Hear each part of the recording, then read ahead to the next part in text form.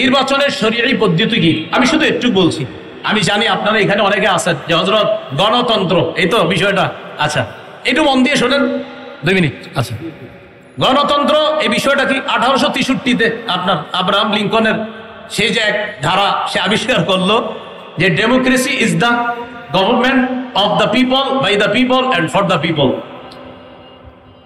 গণতন্ত্র হলো এমন একটা শাসন ব্যবস্থা যেখানে জনগণের উপর, জনগণের মাধ্যমে জনগণের ক্ষমতা চলবে, অর্থাৎ যেই নিয়ম নীতিতে জনগণের শাসন চলবে, জনগণের আইন চলবে, এটাই গণতন্ত্র। সেখানে গণতন্ত্রে দেশের মালিক হবে জনগণ আর তারা আইন করবে। আর আমরা বলি রাষ্ট্র, এটার মালিক হলো আল্লাহ। অনেকের গেঞ্জির পিছনে লেখা আছে people are source of all power, জনগণ সকল ক্ষমতার উৎস। নাউজুবিল্লাহ, জোরে করি। সকল ক্ষমতার উৎস কে? আল্লাহ। এটা প্রথম কথা। তাহলে গণতন্ত্র এটা তারা বলল, এটা হলো একটা বিষয়। আমাদের কথা হলো সূরা বানী ইসরাঈলের 111 নম্বর আয়াতে যে কথাটা আছে, একদম সূরা বানী ইসরাঈলের সর্বশেষ আয়াত, ওয়ালাম ইয়াকুল্লাহু শারীকুন ফিল মুলক, আল্লাহর রাজত্বে কোনো শরীক নাই। বলেন, আল্লাহর রাজত্বে কি নাই? শরীক নাই। দেশের রাজত্ব কার? এই আল্লাহর রাজত্বে কোনো শরীক নাই। এটা ইসলামী আকীদা যে দেশের রাজত্ব হবে এটা আল্লাহর মালিকানা। এটা গণতন্ত্র, এটা মালিক হবে না। এটা আমাদের ইসলামী মূল্যবোধে বিশ্বাসীদের আকীদা। আচ্ছা, সূরা ইউসুফের 40 নম্বর আয়াতে আছে ইনিল হুকমু ইল্লা লিল্লাহ, বিচার ব্যবস্থা শুধুমাত্র আল্লাহর পক্ষ থেকে হবে। আল্লাহই বিধানদাতা, আল্লাহই বিধান করবে। কথা সঠিক। এটা হলো প্রথম কথা। দ্বিতীয় কথা খুব ভালো করে মনে রাখবো, ইসলামী হুকুম অনুযায়ী গণতন্ত্রের যেই বিধান, এই বিধানকে মানতে হবে। এই বিধান না মানার কোনো সুযোগ নাই। ইসলামী হুকুম অনুযায়ী গণতন্ত্রের পক্ষে কেউ না, কোনো ওলামায়ে কেরাম না। এটা হলো দ্বিতীয় কথা। এবার মূল কথাটা শোনেন। তাহলে হুজুর যেহেতু গণতন্ত্রের পক্ষে না, তো কি করব? এখন ওলামায়ে কেরামের মধ্যে 2 দল। এক দল বলেন গণতন্ত্রের বর্তমান পদ্ধতিতে দেশে স্বেচ্ছায় অথবা ইচ্ছায়, ইচ্ছা করে হোক স্বেচ্ছায় হোক, মানুষকে বাধ্য করা হচ্ছে এই পদ্ধতিতেই মানুষ যেন তাদের ক্ষমতা প্রতিষ্ঠিত করে মানুষকে বাধ্য করা হচ্ছে। বাধ্য করার কারণে ওলামায়ে কেরাম আজিমত এবং রুখসতের মাসালার মধ্যে রুখসতটা গ্রহণ করে ওলামায়ে কেরাম চিন্তা করলেন, যদি ওলামায়ে কেরাম দায়িত্ব না নেয় নাস্তিকদের হাতে দেশ চলে যাবে। ওলামায়ে কেরাম যদি দায়িত্বে না আসে তাহলে ইসলামী বিরোধী যারা শক্তি আছে তারা এদেশে তাদের শক্তিশালী পাকাভুক্ত হবে। তখন ওলামায়ে কেরামের মধ্যে একদল বলেন সুতরাং নাস্তিক্যবাদী শক্তিকে রহিত করার জন্য এই পদ্ধতিতে জনগণের অংশগ্রহণ গ্রহণ করা আবশ্যক। এটা এক দলের অভিমত। আরেক দল বলেন জায়েজ। একদল বলছে আবশ্যক, আরেক দল বলছে এটা জায়েজ। এই পদ্ধতিতে অংশগ্রহণ করে নাস্তিক্যবাদের বিরোধিতা করা এবং আল্লাহর হুকুম পৃথিবীতে প্রতিষ্ঠিত করার জন্য চেষ্টা করা। আমি জানতে চাই, আমাদের আবরার ভাই এখানে আছে, আপনার তো এই নিয়তে আছে নাকি অন্য কোনো নিয়ত? তাহলে আবরার ভাই মাশাআল্লাহ ইনশাআল্লাহ সিলেটের এমপি হবে, আল্লাহ কবুল করেন। যাই হোক, আবরার ভাইয়ের সাথে আমার ভালো পার্সোনাল সম্পর্ক, একটু মধুর, এই জন্য একটু হাসাহাসি করলাম। আপনারা আবার দোয়া করেন, অন্তর থেকে দোয়া করেন, আল্লাহ তৌফিক দান করেন। না, এখন এই পদ্ধতিতে জনগণ অংশগ্রহণ করবে, করার পর এখানে মনে রাখতে হবে 4টা কথা। বলেন, সাক্ষ্য, সুপারিশ, প্রতিনিধি, আমানত। সাক্ষ্য, সুপারিশ, প্রতিনিধি নির্বাচন, উকিল নির্বাচন, আমানত। এই 4টা কথা। এবার বলেন, ভোট মানি হলো সাক্ষ্য দেওয়া, সুপারিশ করা, উকিল নিযুক্ত করা, আমানত রক্ষা করা। আপনি যে কারো পক্ষে আপনি একটা কথা বলতেছেন যে আমি অমুককে প্রতিনিধি বানাবো, এই প্রতিনিধি বানানোর অর্থ হলো 1 নম্বর আপনি তার পক্ষে সাক্ষী দিতেছেন। আপনি তার পক্ষে সাক্ষী দিতেছেন। এই সাক্ষী আপনি তার পক্ষে এটা যে দিতেছেন এটা বুঝে শুনে আপনি তার পক্ষে সাক্ষী দিতে হবে। এটা হলো 1 নম্বর কথা। তো এই যে 2 নম্বর কথা, সুপারিশ করা, সূরা নিসার 85 নম্বর আয়াতে আছে মাইয়াশফা শাফাআতান হাসানা ইয়াকুল্লাহু নসিবুম মিনহা, যে সঠিক ব্যাপারে সুপারিশ করবে, সুন্দর সুপারিশ করবে, এটার সওয়াব সে পাবে। অমাইয়াশফা শাফাআতান সাইয়্যিআ, আর যে ব্যক্তি খারাপ ব্যাপারে সুপারিশ করবে ইয়াকুল্লাহু কিফলুম মিনহা, সে এটার গুনাহের অংশও পাবে। এবার বুঝেন, একজন আল্লাহওয়ালা ব্যক্তি আর একজন খারাপ ব্যক্তি, একজন তাকওয়াবান মানুষ তাকেও চাইলে আমি নির্বাচন করতে পারি, আর একজন খারাপ মানুষ তাকেও নির্বাচন করতে পারি। এই আল্লাহওয়ালা মানুষকে আমি তার পক্ষে কথা বলা মানে হলো ভালো কাজের সুপারিশ করা, খারাপ মানুষের পক্ষে কথা বলা মানে খারাপ কাজে সুপারিশ করা। খারাপ কাজে যদি সুপারিশ করি কিয়ামতের ময়দানে আল্লাহর কাছে আমাকে দাঁড়াতে হবে। তাহলে 1 নাম্বার সাক্ষ্য দেওয়া, আমি সাক্ষ্য দিচ্ছি। 2 নাম্বার আমি সুপারিশ করতেছি। 3 নাম্বার আমি উকিল নিযুক্ত করতেছি, প্রতিনিধি নিযুক্ত করতেছি আমার পক্ষ থেকে। আমরা যাকে দায়িত্বশীল বানাবো তিনি আমাদের পক্ষ থেকে ওকালতি করবে, আমাদের প্রতিনিধিত্ব করবে। 4 নাম্বার আমানত, এটা একটা আমানত। প্রিয় ভাইয়ারা, এই আমানত যেন অপাত্রে না পড়ে। আর মুফতি শফি রহমতুল্লাহ আলাইহি লেখছেন 3টা: সাক্ষ্য, সুপারিশ আর হলো প্রতিনিধিত্বের অথরিটি প্রদান করা। এই 3 ক্ষেত্রে মুসলমান বুঝে শুনে পা বাড়াতে হবে। আমি আপনি আগামীতে এই 3টি বিষয় মাথা রাখবো যে আমি কিন্তু কারো পক্ষে হয়তো সাক্ষী দিতে হবে, আমি কারো পক্ষে সুপারিশ করতে হবে, আমি জনগণের জন্য কাউকে প্রতিনিধি নিযুক্ত করতে হবে। আল্লাহ, আমার সাক্ষ্যটা যেন অন্যায়ের পক্ষে না হয়, আমার সুপারিশ যেন অন্যায়ের পক্ষে না হয়, আমি যাকে প্রতিনিধি বানাবো তিনি যেন কোনো খারাপ মানুষ না হয়। প্রিয় ভাইয়ারা, এই 3টা কথা আরো প্রত্যেকে 10 জনকে জানায় দিবেন যে আগামীতে 3টা কথা মাথায় রাখবা। আমি যার পক্ষে সুপারিশ করব, আমি যার পক্ষে সুপারিশ করব তিনি ভালো মানুষ হয়, আমি যার পক্ষে সাক্ষ্য দিব তিনি যেন ভালো মানুষ হয়, আমি যাকে প্রতিনিধি বানাবো তিনি যেন ভালো মানুষ হয়।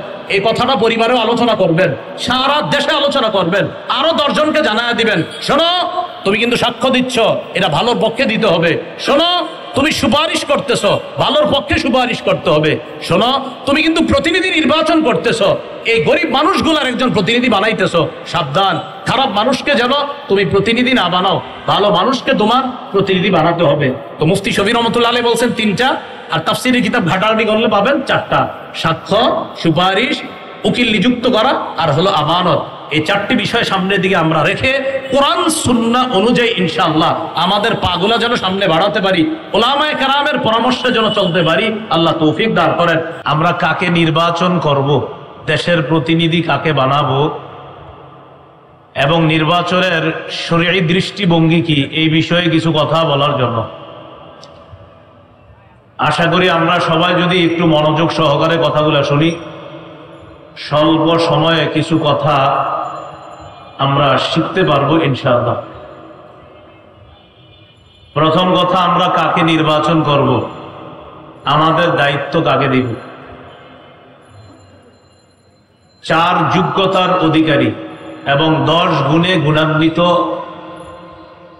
এমন মৌলিক 10 গুণে গুণান্বিত এমন ব্যক্তিকে আমরা আমাদের প্রতিনিধি নির্বাচন করার চেষ্টা করব, সর্বাত্মক চেষ্টা করব। তো প্রথম কথা, মৌলিকভাবে 4টি কাজের যোগ্যতা রাখে।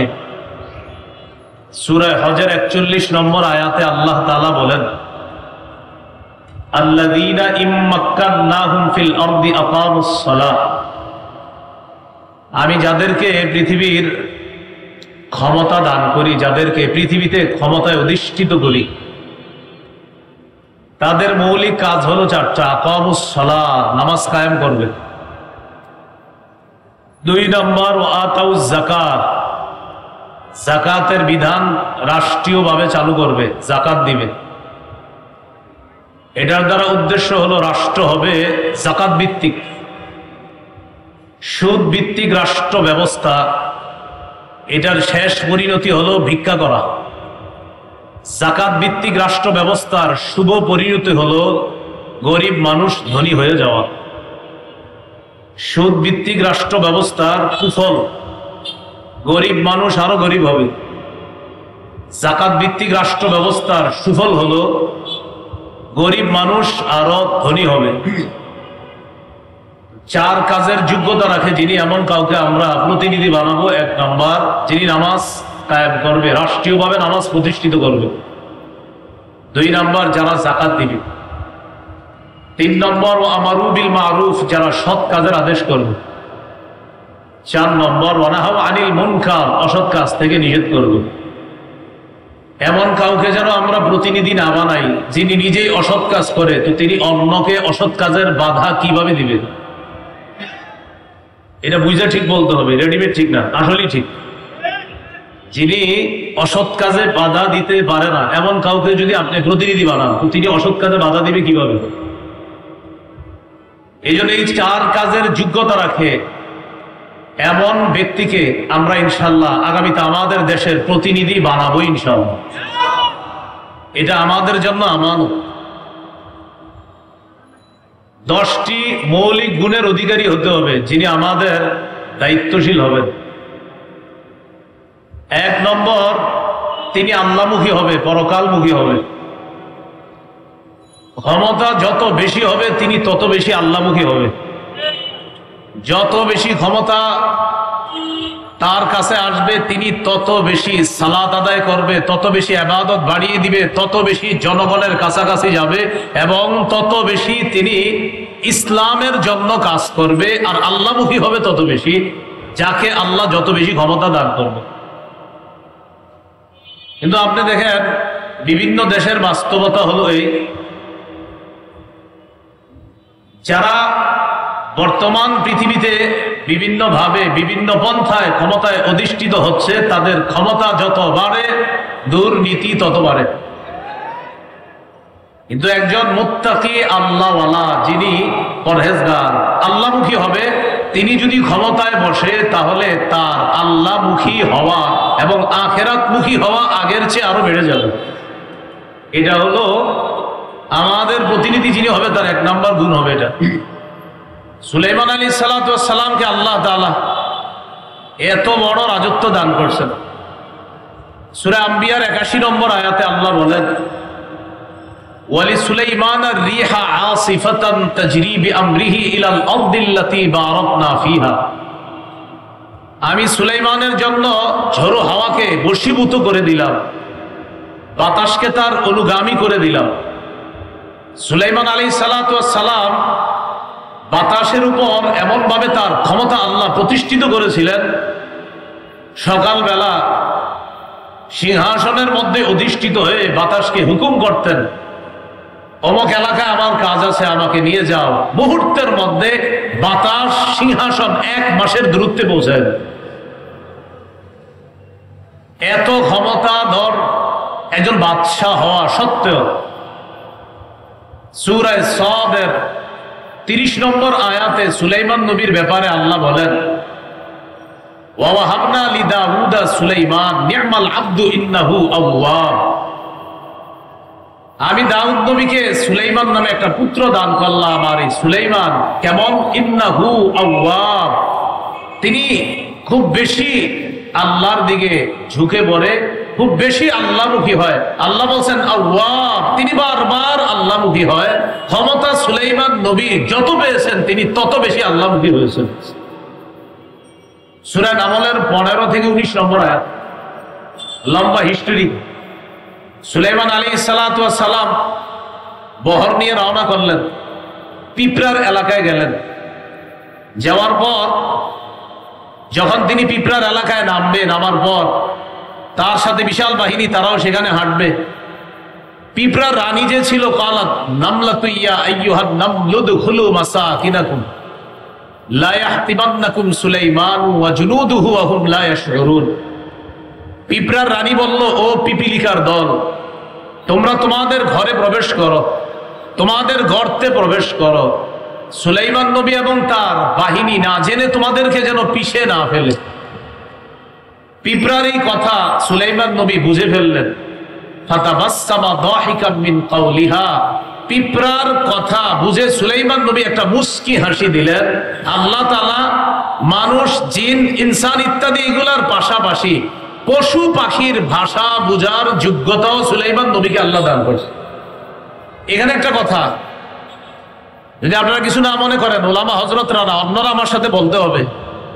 বলেন, সুলাইমান নবী পাখির ভাষা প্রকৃত অর্থেই বুঝতেন, প্রতীকী অর্থে না। প্রকৃত অর্থেই সুলাইমান নবী পাখির ভাষা বুঝতেন। প্রকৃত, এটা হলো প্রকৃত, আর এটা প্রতীকী। প্রতীকী প্রতীকী এই প্রতীকী অনেক বাংলা বই বা অনেকে কোনো কারণে লেখছে যে সুলাইমান নবী প্রতীকী অর্থে, মানে বিভিন্ন মাধ্যমে, ইশারার মাধ্যমে পাখির ভাষা বা বিভিন্ন অবস্থা দেখা বুঝতেন, এটাকে বলে প্রতীকী। কিন্তু বাস্তবতা হলো সুলাইমান নবী প্রকৃত অর্থে বাস্তবেই পাখির ভাষা বুঝতেন। আল্লাহ যোগ্যতা দান করছে, এই কথাটা মনে রাখা। তো সুলাইমান আলাইহিস সালাতু ওয়াস সালাম পাখির ভাষা বুঝলেন, এটা মুস্কি হাসি দিলেন। হাসি দেওয়ার পর সুলাইমান নবী বললেন, ওয়াকালা রাব্বি আউজি'নি আন আশকুরা নি'মাতাকা আল্লাতী আন'আমতা আলাইয়া। সুলাইমান নবী বললেন, আল্লাহ আপনি আমাকে তৌফিক দান করেন, আমাকে যে নিয়ামত দান করেছেন এই নিয়ামতের শুকরিয়া যেন আমি আদায় করতে পারি। অর্থাৎ আমি মানুষের উপর রাজত্ব করি, আমি জিনের উপর রাজত্ব করি, আমি পশু পাখির উপর রাজত্ব করি। আজকে পাখির ভাষাও আমি বুঝলাম। আল্লাহ আপনি যে আমাকে এত ক্ষমতা দান করেছেন, এত নিয়ামত দান করেছেন, আমি যেন এই নিয়ামত পেয়ে অন্য কোনো আচরণ যেন আমার দ্বারা প্রকাশ না পায়। আল্লাহ আপনি যে আমাকে এত নিয়ামত দান করেছেন, আমাকে তৌফিক দেন, আমি যেন আরো বেশি আপনার শুকরিয়া আদায় করতে পারি। এখান থেকে কি বুঝলাম? আমাদের যারা দায়িত্বশীল হবে তাদের 1 নাম্বার গুণ হবে তিনি যত বেশি ক্ষমতা পাবে তত বেশি আল্লাহমুখী হবে। 2 নাম্বার, আমরা যাকে নির্বাচিত করব তিনি ইনসাফ প্রতিষ্ঠিত করবে এমন মানুষকে নির্বাচিত করতে হবে। এমন মানুষকে আমরা আমাদের জন্য নির্বাচন করতে হবে যিনি ইনসাফ প্রতিষ্ঠিত করবে। সূরা সাদের 26 নম্বর আয়াতে আল্লাহ বলেন, ইয়া দাউদ ইন্না জাআলনাকা খলিফাতান ফিল আরদি ফাহকুম বাইনান নাসি বিল হক। হে দাউদ, আমি আপনাকে দুনিয়াতে প্রতিনিধি বানাইলাম। ফাহকুম বাইনান নাসি বিল হক, মানুষের মাঝে ইনসাফের সাথে আপনি বিচার করেন। দাউদ নবী ক্ষমতা পেয়ে প্রশংসা করলো কার? সুলাইমান নবী ক্ষমতা পেয়ে প্রশংসা করলো কার? তো দাউদ নবীকে আল্লাহ বলছেন, দাউদ ফাহকুম বাইনান নাসি বিল হক, আপনি মানুষের মাঝে ইনসাফের সাথে ফয়সালা করবেন, বিচার করবেন। এটা হলো আমাদের যিনি প্রতিনিধি হবে তার 2 নাম্বার গুণ হবে এটা। সহিহ বুখারীর বর্ণনা 6788 নম্বর হাদিস। এই হাদিস লিখে রাখার মতো, মনে রাখার মতো, গর্ব করে সারা পৃথিবীতে বলার মতো। মক্কার আরবের একটা গোত্র আছে না মাখজুমি গোত্র। এই গোত্রের এক নারী চুরি করছে, নাম হলো ফাতেমা। আমাদের নবীর কন্যার নাম কি? ফাতেমা। আর মক্কার এক সম্ভ্রান্ত বংশের এক নারী চুরি করছে, তার নামও কি? ফাতেমা। এই বিষয়টা কুরাইশদের বড় বড় নেতাদেরকে ভাবায়া তুলল। চুরির বিচার হলো হাত কাটা। এখন তো এই সম্ভ্রান্ত বংশীয় নারী ফাতেমার হাত কাটা হবে। নবীর কাছে বলে দেখি একটু বিচারটা শিথিল করা যায় কিনা। নাউজুবিল্লাহ বলেন। বড় বড় সাহাবীদেরকে এই বিষয়টা জানাইল। জানানোর পর সাহাবায়ে কেরাম চিন্তা করলো নবীর কাছে এই ব্যাপারে কে কথা বলতে পারে। হাদিসের ভাষ্য হলো, মাইয়াস্তারি আলাইহি ইল্লা উসামা ইবনে যায়েদ হিব্বু রাসূলিল্লাহ সাল্লাল্লাহু আলাইহি ওয়াসাল্লাম। আল্লাহ রাসূল তার নাতি উসামা ইবনে যায়েদ মানে পালক পুত্র যায়েদ ইবনে হারেসার সন্তান উসামা, এই উসামাকে নবী খুব ভালোবাসতেন। হাদিসে আসছে হিব্বু রাসূলিল্লাহ, নবীর খুব আস্থাভাজন, ভালোবাসার মানুষ। তো সাহাবায়ে কেরাম বলল, এই ব্যাপারে নবীর সাথে আমরা কেউ দুঃসাহস দেখাইতে পারবো না কথা বলার জন্য। উসামা পারে নবীর কাছে গিয়ে কথা বলতে, কারণ নবী উসামাকে খুব ভালোবাসে। উসামা ইবনে যায়েদ রাদিয়াল্লাহু তাআলা নবীজির কাছে গেলেন। যাওয়ার পর বললেন, এমন এমন ঘটনা, ফাতেমা নামে এক সম্ভ্রান্ত বংশীয় নারী চুরি করছে, এখন তার বিচারটাকে একটু শিথিল করা যায় না? নবীজি বুঝতে পারছে যে বড় বড় বয়স করা আমার কাছে আসার সাহস না পেয়ে এই ছোট্ট উসামাকে আমার কাছে পাঠাইছে। নবীজি বাহিরে আসলেন। আসার পর একটা ভাষণ দিয়ে বললেন, শোনো, ওই রবের কসম যার হাতে আমার জান, আল্লাহর কসম, লাউ আন্না ফাতিমাতা বিনতা মুহাম্মাদিন সারাকাত লাকাতা মুহাম্মাদুন ইয়াদাহা। আল্লাহর কসম, আমি নবী মুহাম্মদের কন্যা ফাতেমা যদি আজকে চুরি করত, ওই বংশীয় নারী ফাতেমা চুরি না করে আমি নবী মুহাম্মদ আমার মেয়ে ফাতেমা যদি চুরি করত, তাহলে আমি নবী মুহাম্মদ আমার কন্যা ফাতেমার হাত কেটে দিতে আমি মোটেই দস্তবোধ করতাম না। আল্লাহর বিধান আমার কন্যার উপরে আমি প্রয়োগ করতাম। এটা হলো মুসলিম শাসকের 2 নম্বর বৈশিষ্ট্য হবে, তিনি ইনসাফ প্রতিষ্ঠিত করবেন। এখন ইনসাফ প্রতিষ্ঠিত করার সময় আপনি যখন ইনসাফ প্রতিষ্ঠিত করবেন, যেই মাত্র বিচারটা করবেন তখনই দেখলেন সে তো আমার আত্মীয় লাগে, আর বিচার আপনি শিথিল করে ফেললেন, এটা ইসলাম শিক্ষা দেয় না। এই জন্য ইসলামী শাসন ব্যবস্থায় যিনি মুসলিম শাসক মুসলমানদের প্রতিনিধিত্ব করবেন, তার 2 নম্বর গুণ হবে তিনি ইনসাফ প্রতিষ্ঠিত করবে সমাজে। এই জন্য আমরা এমন কাউকেই জনপ্রতিনিধি নির্বাচিত করব যার সিনায় কোরআন আছে, যার সিনায় হাদিস আছে, যিনি কোরআন হাদিস অনুযায়ী আমাদের মাঝে ইনসাফ ভিত্তিক একটা রাষ্ট্র ব্যবস্থা আমাদেরকে উপহার দিতে পারবে। মনে থাকবে তো সবার ইনশাআল্লাহ? 3 নম্বর, অন্যায়ের পথ পরিহার করে ন্যায়ের পথ চলা, অন্যায়ের পথ পরিহার করে ন্যায়ের পথে চলা। আরেকটু সুন্দর বাংলা, ফাসাদের পথ পরিহার করে সংশোধনের পথে চলা। ফাসাদের আরবি হলো ইফসাদ, মানে ফাসাদ সৃষ্টি করা, আর সংশোধন করার আরবি হলো ইসলাহ। যিনি আমাদের প্রতিনিধি হবে তার 3 নম্বর বৈশিষ্ট্য হবে তিনি ইফসাদের পথ পরিহার করে ইসলাহের পথে চলবে। সূরা আরাফের 142 নম্বর আয়াত। মুসা আলাইহিস সালাতু ওয়াস সালামকে আল্লাহ ডাকলেন তাওরাত কিতাব দেওয়ার জন্য। মুসা নবী যখন তাওরাত কিতাব আনতে গেলেন, তার ভাই হারুন নবীকে তিনি তার প্রতিনিধি বানিয়ে গেলেন।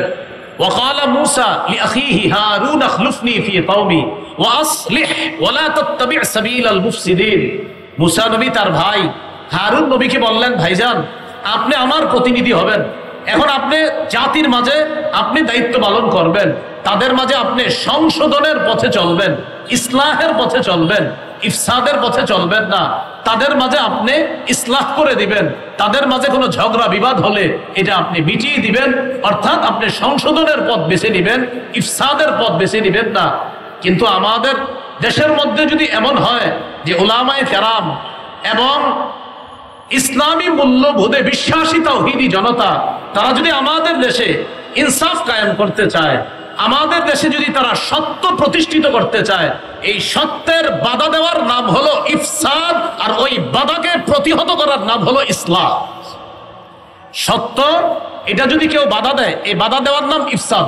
মনে করেন এখানে আজকে জাতীয় উলামা মাশায়েখ আইম্মা মাশায়েখ কর্তৃক যে একটা আয়োজন হলো, এখানে সত্য প্রতিষ্ঠিত করার জন্য চেষ্টা করা হচ্ছে, এই চেষ্টায় বাধা দেওয়ার নাম ইফসাদ, মানে ফাসাদ সৃষ্টি করা, আর এই ফাসাদকে প্রতিহত করার নাম ইসলাহ, মানে সংশোধন করা।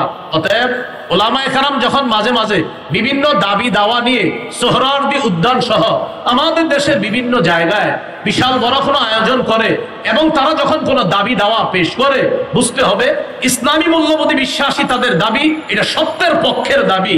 এই সত্যের বিরোধিতা করার নাম ফাসাদ সৃষ্টি করা, আর আমরা এটাকে প্রতিহত করব, এটার নাম হলো সংশোধন করা। এই হলো 3 নাম্বার।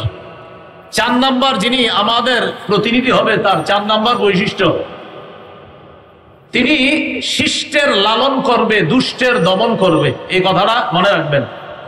আমাদের যিনি প্রতিনিধি হবে তার 4 নাম্বার বৈশিষ্ট্য, ভালোকে লালন করবে, খারাপকে দমন করবে। কিন্তু আমরা এই বাংলাদেশের পরিস্থিতি এবং বাস্তবতা এবং সত্য কথা, আমাদের কথাগুলা অনেক দূর পর্যন্ত যাওয়া দরকার। আমরা দেখি আমাদের দেখে ভালো যারা তাদেরকে দমন করা হয়, আর খারাপ যারা তাদেরকে লালন করা হয়। অথচ উচিত কি? ভালোকে লালন করা, খারাপকে দমন করা। উলামায়ে কেরাম ইসলামী মূল্যবোধে বিশ্বাসী তাওহীদি জনতা, এরা হলো ভালো, এদেরকে লালন করতে হবে। এদেশে 90 ভাগের বেশি মুসলমান। এই মুসলমানের স্বাধীন দেশে সবচাইতে পরাধীন মনে করা হয় মুসলমানদেরকে। যদি পরাধীন মনে করা না হতো তাহলে মুসলমানদের বিভিন্ন ইস্যুতে তাদের দাবি দেওয়া সবচাইতে গুরুত্ব দিত, কারণ পার্সেন্ট হিসাবে এই দেশে কারা বেশি। এরপরও আমাদের দাবি দেওয়ার মূল্যায়ন করা হচ্ছে না। কিছু কিছু ক্ষেত্রে এমন মনে হয় যেন আমাদের কথাগুলো কানেই নেয় না, যে তোমাদের যা মন চায় করো আর আমি যা মন চায় করবো না। এই জাতীয় কোন কর্মকাণ্ড ভবিষ্যতে চলতে দেওয়া যায় না, উচিত না। উলামায়ে কেরাম যে কোনো কাজে কর্মে এবং অন্যায়, উলামায়ে কেরাম যদি আমাদেরকে যে কোনো জায়গায় আহ্বান করে স্বতঃস্ফূর্ত ভাবে টুপি দাড়িওয়ালা সহ অন্য মুসলিম ইসলাম যারা আছে, ইসলামী মূল্যবোধে বিশ্বাসী সকলকে নিয়ে কারা কারা ইনশাআল্লাহ আমরা তাদের আহ্বানে সাড়া দিতে রাজি আছি? রাজি আছি তো সবাই ইনশাআল্লাহ?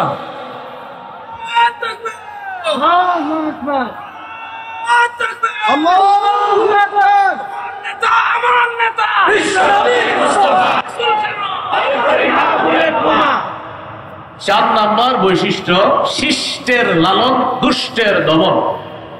আয়াতগুলা বলছি না, আমি শুধু নাম্বারটা বলে দেই। সূরা কাহফ 83 থেকে 91 নম্বর আয়াত পর্যন্ত যুলকরনাইন বাদশার একটা ঐতিহাসিক সফর সম্পর্কে আল্লাহ আলোচনা করেছে। সেটা হলো পৃথিবীর একদম পশ্চিম প্রান্তে তিনি একটা সফর করছে, যেখানে সূর্য অস্ত যায়। সেখানে গিয়ে দেখলেন এক জাতি, এই জাতি আল্লাহ বিশ্বাস করে না, তারা জুলুম করে। আল্লাহ তাদের ব্যাপারে যুলকরনাইন বাদশাকে বললেন, তাদের উপরেও আপনার ক্ষমতা আমি প্রতিষ্ঠিত করলাম, এখন তাদের ব্যাপারে আপনাকে 2টা অপশন দিলাম, ইম্মা আন তাত্তাখিযা ফীহিম হুসনা ইম্মা আন তুআযযিবা ওয়া ইম্মা আন তাত্তাখিযা ফীহিম হুসনা, হয়তো তাদেরকে শাস্তি দিবেন, না হয় তাদের ব্যাপারে আপনি ভালো কোনো পন্থা অবলম্বন করবেন। যুলকারনাইন জবাব দিলেন, আল্লাহ আমি তাদের ব্যাপারে দুইটার যে কোনো একটা গ্রহণ করব। আম্মা মান যালামা ফাসাউফা নুআযযিবহু, যারা জুলুম করবে আমি দাওয়াত দেওয়ার পরেও আমি তাদেরকে শাস্তি দিব। ওয়া আম্মা মান আমানা ওয়া আমিলা সালিহা ফালাহু জাযাআনিল হুসনা, আর যারা ভালো করবে তাদের জন্য উত্তম প্রতিদান রয়েছে। দেখেন বিষয়টা, যুলকারনাইন বললেন, আল্লাহ তাদের ব্যাপারে আমার দুইটা ফয়সালা, যারা জালেম হবে তাদেরকে আমি দমন করব, আর যারা আমার কথা শুনে ভালো করবে তাদেরকে আমি লালন করব, তাদের সাথে উত্তম ব্যবহার করব। তাহলে 4 নাম্বার শিখলাম, আমাদের প্রতিনিধি যিনি হবেন তিনি শিষ্টের লালন, ভালোকে লালন করবে, দুষ্টকে দমন করবে। মুসলিম শাসক বা আমাদের প্রতিনিধি যিনি হবেন তার 5 নম্বর বৈশিষ্ট্য, আমরা যাকে বানাবো তিনি কি হবে? জনগণের জন্য অকাতরে বিলিয়ে দেওয়ার যোগ্যতা থাকবে। বলেন তো কি থাকবে? জনগণের জন্য অকাতরে বিলিয়ে দিতে হবে, এটা 5 নাম্বার বৈশিষ্ট্য। যুলকারনাইন বাদশা সম্পর্কে আল্লাহ তাআলা বলেছেন সূরা কাহফের 91 থেকে 93 থেকে 97 নম্বর আয়াত পর্যন্ত আল্লাহ বলেছেন যুলকারনাইন বাদশা আরেকটা সফর সম্পর্কে আল্লাহ তাআলা আলোচনা করেছেন। সেই সফরটা হলো উনি পৃথিবীর উত্তর দিকে সফর করেছেন। এটা কিন্তু আল্লাহ কোরআনে বলে নাই উত্তর, আল্লাহ দিকের কথা বলছে দুইটা, একটা সফর পূর্ব দিকে আর একটা পশ্চিম দিকে, এই দুইটা বলছে। আরেকটা সফরের কথা বলছে আল্লাহ, কিন্তু সফরটা কোন দিকে করছে এটা বলে নাই। তবে মুফাসসিরিনে কেরাম গবেষণা করে বলেন যুলকারনাইনের আরেকটা সফর হয়েছে উত্তর দিকে, রাশিয়ার দিকে, এটা মুফাসসিরিনে কেরামের অভিমত। সেখানে গেলেন, যাওয়ার পর দেখে এক জাতি যারা যুলকারনাইন বাদশার কথা বুঝে না, লা ইয়াকাদুনা ইয়াফকাহুনা কাওলা, ভাষা বুঝে না। তো যুলকারনাইন বাদশা তাদের সাথে কথা বলার জন্য দুভাষী নিযুক্ত করলেন, অথবা তাদের সাথে ইশারায় কথা বললেন। তারা যুলকারনাইনকে বলল, বাদশা আপনার কাছে আমাদের একটা দাবি আছে। কি দাবি? এই পাহাড়ের পিছনে দুইটা জাতি আছে, একটা ইয়াজুজ আর একটা মাজুজ। এরা রাতের বেলা আমাদের বাড়িতে এসে লুটতরাজ করে, ডাকাতি করে, আমাদের ধন সম্পদ ছিনিয়ে নেয়। আপনি যদি এই দুই পাহাড়ের মাঝখানে ফাঁকা জায়গাটা বন্ধ করে দেন, তাহলে তাদের এই দুর্নীতি থেকে, তাদের এই লুটতরাজ থেকে আমরা বেঁচে যাব। এই কথা বলার পর জাতি বলল, ও বাদশা প্রয়োজনে যদি কিছু টাকা পয়সা লাগে টাকা পয়সা আমরা দিব। হ্যাঁ, কারা বলল? জাতি বলল বাদশাকে। বাদশা যুলকারনাইন বললেন, আমার টাকা পয়সা লাগবে না, আল্লাহ আমাকে যা দিয়েছে মা মাক্কান্নি ফিহি খায়র, আল্লাহ আমাকে যে ক্ষমতা দিয়েছে এটা অনেক উত্তম। আইনুনি বিকুওয়া, তোমরা আমাকে একটু সহযোগিতা করবা, এই দেয়াল দেওয়ার জন্য, প্রাচীর নির্মাণ করার জন্য তোমরা আমাকে একটু সহযোগিতা করবা, আর যা যা লাগবে এগুলা সব আমি নিজস্ব অর্থায়নে সব কিছু আমি এনে দিব, তোমরা শুধু একটু বহন করে নিয়ে আসবা। বাদশা যুলকারনাইন দুই পাহাড়ের মাঝখানে একটা প্রাচীর দিয়ে দিলেন। তো জনগণের জন্য অকাতরে বিলিয়ে দেওয়া, এটা মুসলিম শাসকের 5 নম্বর বৈশিষ্ট্য হবে। বিষয়টি যেন এমন না হয় কথার কথা আপনি লাইনের গ্যাস বন্ধ করে দিলেন, একটা কথার কথা, আমাদের দেশ গ্যাসের গণি না, এখন আপনি লাইনের গ্যাস বন্ধ করে দিয়ে বোতলের গ্যাস চালু করলেন, চালু করার পরে এটার দাম নির্ধারণ করলেন 600 টাকা, কিন্তু বাজারে আসলো 1400-1500 টাকা। এমনি বলতেছি কথার কথা। তো ভাই 1500 কিভাবে হলো? 600 হলো মূল দাম, এরপরে 1 টাকা পায় অমুকে, আরেক টাকা অমুকে, আরেক টাকা তমুকে, এইভাবে অমুকে আর তুমুকে যারা পায় আর যারা নেয়, এই জাতীয় কাউকে যদি আবার প্রতিনিধি নির্বাচন করা হয় তাহলে রডের পরিবর্তে আবারও বাঁশ পাওয়া যাবে। মাথায় রাখতে হবে, বাস্তব। একটু কথাগুলো বুঝতেছেন তো? তাহলে 5 নাম্বার, জনগণের জন্য অকাতরে বিলিয়ে দিবে, এটা 5 নাম্বার বৈশিষ্ট্য, আমরা যাকে প্রতিনিধি নির্বাচন করব। 6 নাম্বার বৈশিষ্ট্য, প্রতিনিধি যিনি হবে আমাদের, তিনি কিছু করতে পেরে বলবে আলহামদুলিল্লাহ এটা আমার রবের দয়া, এটা বলবে। যিনি করতে পারবে বাস, তিনি কিন্তু অহংকার করবে না। মানে কিছু করার পরে বলবে আমি এই করলাম সেই করলাম, মানে আপনি আপনার বাপের টাকা দিয়ে করছেন তো আমাদের টাকা দিয়ে করছেন, এগুলা বলা যাবে না যে আমি এত কিছু করছি, এগুলো বলা যাবে না। বলতে হবে আল্লাহ আমারে তৌফিক দিয়েছে তাই আমি করেছি, এটা বলতে হবে। যদি কেউ কিছু করার পর বলে আমি এটা করেছি সেটা করেছি, এই কথাগুলা অহংকার প্রকাশ পাবে। আর অহংকার যখন প্রকাশ পাবে তখন পতন এমন ভাবে হবে, যার পতন হবে তিনি নিজেও বুঝবে না কিভাবে পতন হয়ে যাবে। খুব সাবধান, আল্লাহ আমাদেরকে হেফাজত করেন। তো 6 নাম্বার, প্রতিনিধি কিছু করতে পেরে তিনি কার শুকরিয়া আদায় করবেন? আল্লাহ, যে আল্লাহ দিস।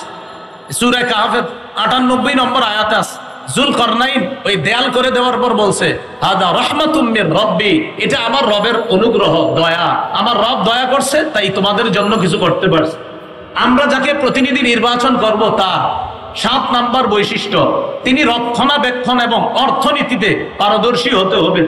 রক্ষণাবেক্ষণ এবং অর্থনীতি। আমাদের উপর একটা অভিযোগ উঠেছিল যে ওলামায়ে কেরাম কি অর্থনীতি বুঝে, এরকম। মাওলানা হওয়ার 2 বছর আগে আমাদের কওমি মাদ্রাসার ছাত্ররা অর্থনীতির ব্যাপারে পোকা হয়ে যায়, অর্থনীতি শুধু বুঝে না। মাওলানা হওয়ারও 2 বছর আগে আমাদের কওমি মাদ্রাসার ছাত্রদেরকে অর্থনীতি খাওয়ায়া দেওয়া হয়। হ্যাঁ, আমরা একটা অর্থনীতি, সেটা হলো এটার বিরোধিতা করি, এই জন্য মনে করে আমরা বুঝি না। সেটা কি? সুদ ভিত্তিক অর্থনীতির বিরোধিতা আমরা করি। এই জন্য যারা সুদ ভিত্তিক অর্থ ব্যবস্থা চায় তারাই বলে যে ওলামায়ে কেরাম অর্থনীতি বুঝে না। কারণ ওলামায়ে কেরাম যাকাত ভিত্তিক অর্থনীতি বুঝে, আর সুদ ভিত্তিক অর্থনীতি এটা জাহান্নামী। এটা বলার কারণে একদল মানুষ আমাদেরকে অভিযুক্ত করে যে আলেমরা অর্থনীতি বুঝে না। আসলে বিষয়টা এমন না, আলেমরা অর্থনীতি শুধু বুঝে না, ওলামায়ে কেরাম অর্থনীতি পড়ানোর যোগ্যতা রাখে। এই কথাটা 7 নাম্বার, রক্ষণাবেক্ষণ এবং অর্থনীতিতে পারদর্শী। ইউসুফ আলাইহিস সালাতু ওয়াস সালামের ব্যাপারে আছে সূরা ইউসুফের 55 নম্বর আয়াত। ইউসুফ নবী যখন দেখলেন যে এই দেশে যদি খাদ্য ভাণ্ডারের দায়িত্ব আমি না নেই তাহলে জালেমরা খাবার শেষ করে ফেলবে, ইউসুফ নবী নিজেই দায়িত্ব চেয়ে নিলেন। ইজআলনি আলা খাজাইনিল আরদ, আমাকে খাদ্য ভাণ্ডারের দায়িত্ব দেন। ইউসুফ নবী বললেন, এখান থেকে একটা বিষয় বুঝে আসে, বুখারীতে আছে লা তাসআলিল ইমারা, দায়িত্ব চেয়ে নিও না। আর কোরআনে দেখলাম আমরা ইউসুফ নবী বলতেছে আমাকে দায়িত্ব দেন। বুখারীতে আছে দায়িত্ব চেয়ে নিও না, আর সূরা ইউসুফের মধ্যে ইউসুফ নবী দায়িত্ব চেয়ে নিচ্ছে। এটার উত্তর হলো, যখন যোগ্য ব্যক্তি দায়িত্বে থাকবে তখন আমার আপনার দায়িত্ব চেয়ে নেওয়া দরকার নাই। আর অযোগ্য ব্যক্তিতে যখন দেশের দায়িত্বের জায়গাগুলা ভরপুর হয়ে যাবে, যোগ্য ব্যক্তিরা তখন ওই দায়িত্ব চেয়ে নিবে, যেভাবে হোক সঠিক পন্থায় ওই দায়িত্ব চেয়ে নিয়ে সেখানে যোগ্য ব্যক্তিরা বসতো। বুঝে আসছে তো? বুখারীতে আসছে দায়িত্ব চেয়েও না মানে যোগ্যরা থাকলে তোমার চাওয়া দরকার নাই। আর সূরা ইউসুফে কি আসছে? অযোগ্যরা যখন দায়িত্বে থাকবে তখন যোগ্যরা দায়িত্ব চেয়ে নিতে হবে। 8 নাম্বার, আমাদের প্রতিনিধি যিনি হবেন তিনি ঘুষ গ্রহণ করবে না। এটা 2 বার জোরে বলেন, জোরে বলেন সবাই। কি 2 বার কি গ্রহণ করবে না? আবার বলেন, কি গ্রহণ করবে না? এটা এরকম লোক আমরা প্রতিনিধি বানাতে হবে। সূরা নামলের 35-36 নম্বর আয়াত। রানী বিলকিস সুলাইমান নবীর কাছে হাদিয়া পাঠাইছে। হাদিয়া কেন পাঠাইছে? তাফসীরের কিতাবে আসছে। রানীর উদ্দেশ্য হলো, সুলাইমান নবী যদি হাদিয়া পাওয়ার পর চিন্তা করে এত কিছু দিল, যাক এই মহিলারা আর কিছু বলবো না। তো রানীর উদ্দেশ্য হলো সুলাইমান নবী তার রাজত্বে নিয়ে থাকবে আর আমি আমার রাজত্বে আমি রানীগিরি করব। এই জন্য হাদিয়া পাঠাইছে। সূরা নামলের 35-36 নম্বর আয়াতে আছে। তো রানীর ওই কথাগুলো সেখানে আছে, দেখবেন খুব সুন্দরভাবে। ইন্নী মুরসিলাতুন ইলাইহিম বিহাদিয়্যা ফানাযিরাতুন বিমা ইয়ারজিউল মুরসালুন, আমি তার কাছে উপঢৌকন পাঠাবো, দেখি হাদিয়া পাঠানোর পর তার রিয়াকশনটা কি হয় দেখবো। তো রানীর উদ্দেশ্য হলো যদি হাদিয়া গ্রহণ করে তাহলে বুঝবো যাক উনি ওনার রাজত্ব নিয়ে থাকবে, আমি আমারটা। আসলে রানীর উদ্দেশ্য সেটা হাদিয়া ছিল না, হাদিয়ার নামে ঘুষ পাঠানো ছিল। এই জন্য ঘুষ কাকে বলে? একটা হলো হাদিয়া, আর একটা ঘুষ। ঘুষ মানি ভাই ভালো আছেন আপনি? ঠিক আছেন তো ভাই? ঠিক আছেন তো মানে আপনি কিছু করেন না, আপনি আপনার জায়গায় থাকেন, আমার জায়গায় রাখেন, আমি এই এলাকাটা দেখভাল করবো আর আপনার এটারে হাদিয়া, এটা ঘুষ। এটা হলো ঘুষ, এটা ঘুষ, এটা হাদিয়া না, এটা উপহার না। দিয়ে বলে কি বাসায় কিছু নিয়ে যায়, কিছু খায়েন, তাহলে আমি কি করবো? আর না কিছু খায় না, আর আমার জিনিসটা একটু খেয়াল রাখেন। এই যে খেয়াল রাখেন বলাটা, তখন আর এটা হাদিয়া না, এটা ঘুষ হবে। 8 নাম্বার। 9 নাম্বার, আমরা যাকে প্রতিনিধি নির্বাচন করব তিনি আমানতদার হবে। কি হবে ভাই? আমানতদার হবে। সূরা নিসা 58 নম্বর আয়াতে আল্লাহ বলেন, ইন্নাল্লাহা ইয়া'মুরুকুম আন তুআদ্দুল আমানাতি ইলা আহলিহা, আল্লাহ তোমাদেরকে আদেশ করেন তোমরা আমানত যথাযথ জায়গায় পৌঁছে দাও। সহিহ বুখারীর বর্ণনা, রাসূলুল্লাহ সাল্লাল্লাহু আলাইহি সাল্লামকে প্রশ্ন করা হলো, হুজুর কিয়ামত কবে? নবীজি সাল্লাল্লাহু আলাইহি সাল্লাম বললেন, ইদা ফুসিদাল আমরু ইলা গায়রি আহলি ফান্তাজিরিস সাআ, যখন দায়িত্ব অযোগ্য ব্যক্তিকে দেওয়া হবে তখন কিয়ামতের অপেক্ষা করো। এটা একটা বর্ণনা। আরেক বর্ণনায় রাসূল সাল্লাল্লাহু আলাইহি সাল্লাম বললেন, ইদা দুইয়াতিল আমানা ফান্তাজিরিস সাআ, যখন আমানত উঠিয়ে দেওয়া হবে তখন কিয়ামতের অপেক্ষা করো। সাহাবায়ে কেরাম প্রশ্ন করলেন, কাইফা ইদাআতুহা ইয়া রাসূলুল্লাহ, হুজুর আমানত কিভাবে উঠিয়ে নেওয়া হবে? নবী বললেন, ইদা উসনিদাল আমরু, আরেক বর্ণনা ইদা বুসিদাল আমরু ইলা গায়রি আহলি, যখন অযোগ্য ব্যক্তিকে দায়িত্ব দেওয়া হবে, এই অযোগ্যকে দায়িত্ব দেওয়া মানে আমানত উঠিয়ে নেওয়া। এখানে একটা বাংলা মনে রাখবেন, যোগ্য ব্যক্তিকে যোগ্যতার আসনে বসানো এটা আমাদের জন্য আমানত, আর যোগ্য ব্যক্তি যোগ্যতার আসনে বসে আমাদের অধিকারগুলো সংরক্ষণ করা এটা ওই দায়িত্বশীল ব্যক্তির জন্য আমানত। আবার বলছি, যোগ্য ব্যক্তিকে যোগ্যতার আসনে বসানো এটা আমাদের জন্য আমানত, আর তিনি ওই আসনে বসে আমাদের অধিকারগুলো যথাযথভাবে আদায় করা এটা তার জন্য আমানত। সর্বশেষ যিনি আমাদের প্রতিনিধি হবে তার গুণ হবে তিনি কোরআন সুন্নাহ অনুযায়ী বিচার করবে। সূরা মাইদা 48, সূরা মাইদা 49, সূরা মাইদা 50 এই আয়াতগুলোর মধ্যে আছে ইন্না আনজালনা ইলাইকাল কিতাবা বিল হক, আমি আপনার কাছে কোরআন দিয়েছি, এই কোরআন এটা দিয়েছি, এটার মাধ্যমে আপনি বিচার করবেন, সঠিকভাবে বিচার করবেন। শেষের দিকে আছে আফা হুকমাল জাহিলিয়াতি ইয়াবগুন, তারা কি জাহিলি আইন চায়? আমান আহসানু মিনাল্লাহি হুকমাল, আল্লাহর চাইতে শ্রেষ্ঠ উত্তম বিচারক আর কে হতে পারে? এই জন্য আমরা যদি আমাদের বাংলাদেশে আল্লাহর আইন বাস্তবায়ন করতে চাই, আল্লাহর কসম সত্যি বলছি, আমাদের একজন যোগ্য, 4 কাজের যোগ্যতা রাখে, 10 গুণে মৌলিক গুণান্বিত এমন কোন ব্যক্তিকে আমাদের দেশের দায়িত্ব দিতে হবে। তাহলে ইনশাল্লাহ এদেশে সংসদ চলবে কোরআন অনুযায়ী, এদেশের বিভিন্ন পার্লামেন্ট চলবে কোরআন অনুযায়ী। আল্লাহর কসম আমরা স্বপ্ন দেখতেছি যে 90% মুসলমানের দেশ, এটা তো একটা স্বাভাবিক বিষয়। এদেশের সংসদ চলবে কোরআন অনুযায়ী, এদেশের বিচার ব্যবস্থা চলবে কোরআন অনুযায়ী। মানে এটা এমন কোনো কথা না যে হুজুর এটা কোনো কথা না, এটা তো সাধারণ কথা। 90% মুসলমানের দেশ, বলেন কি অনুযায়ী দেশ চলবে? সংসদ কি অনুযায়ী হবে? কোর্ট কি অনুযায়ী হবে? এটা তো একটা স্বাভাবিক বিষয়, মনে থাকবে তো ইনশাল্লাহ। এটা হলো আমার প্রথম বিষয়।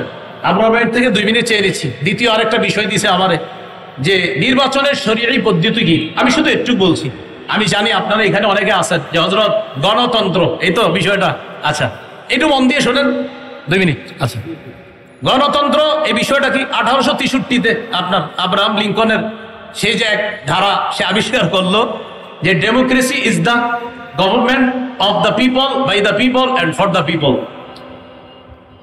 গণতন্ত্র হলো এমন একটা শাসন ব্যবস্থা যেখানে জনগণের উপর, জনগণের মাধ্যমে জনগণের ক্ষমতা চলবে, অর্থাৎ যেই নিয়ম নীতিতে জনগণের শাসন চলবে, জনগণের আইন চলবে, এটাই গণতন্ত্র।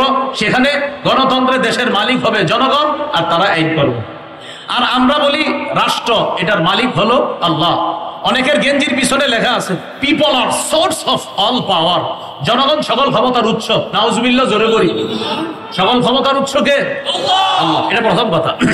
তাহলে গণতন্ত্র এটা তারা বললো, এটা হলো একটা বিষয়।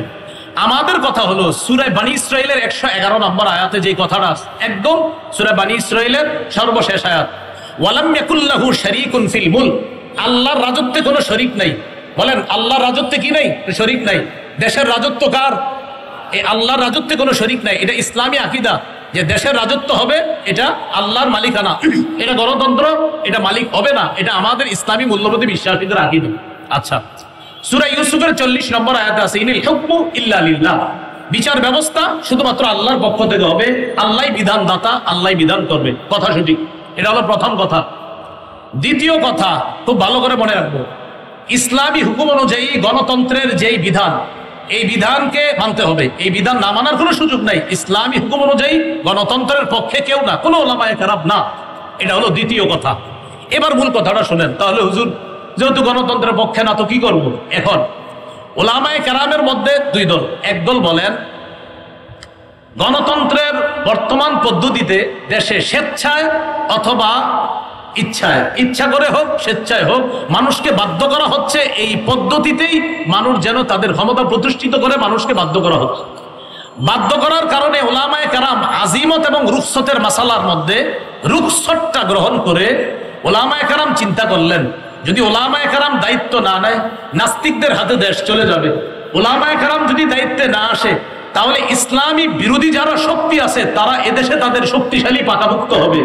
তখন ওলামায়ে কেরামের মধ্যে একদল বলেন সুতরাং নাস্তিক্যবাদী শক্তিকে রহিত করার জন্য এই পদ্ধতিতে জনগণের অংশগ্রহণ গ্রহণ করা আবশ্যক। এটা এক দলের অভিমত। আরেক দল বলেন জায়েজ। একদল বলছে আবশ্যক, আরেক দল বলছে এটা জায়েজ। এই পদ্ধতিতে অংশগ্রহণ করে নাস্তিক্যবাদের বিরোধিতা করা এবং আল্লাহর হুকুম পৃথিবীতে প্রতিষ্ঠিত করার জন্য চেষ্টা করা। আমি জানতে চাই, আমাদের আবরার ভাই এখানে আছে, আপনার তো এই নিয়তে আছে নাকি অন্য কোনো নিয়ত?